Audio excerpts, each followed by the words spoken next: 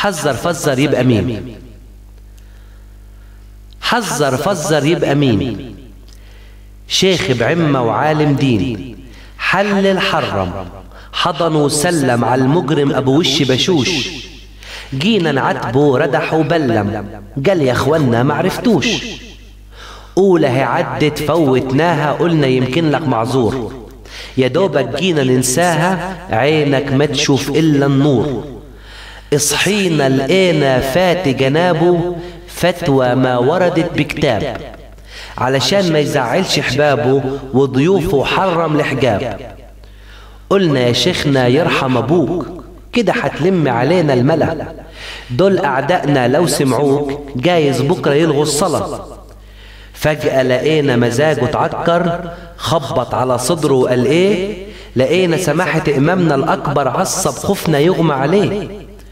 اولى هي عدت فوتناها، قلنا الراجل برضو اجتهد، يا دوبك جينا ننساها، طلع فتوى تحرق بلد. هي يعني ناقصة ذل وفقر وظلم وعيشة قبيحة، شيخنا أفتى بجلد كل صحفي بيكتب كلمة صريحة. قلنا يا شيخنا طب كده ليه، ده الصدق روح الإسلام. جالنا جوابه إيه قال إيه، ربك قال طيعوا الحكام. أولى هي عدت ماشي يا باشا، يا دوبك قربنا ننسى، لقيناه بيسأل على الشاشة هو مين احتل الأقصى؟ قالوا له يا شيخنا إسرائيل واخدة الأقصى وهتهده. مولانا خد نفس طويل، تعرفوا ايه كان رده؟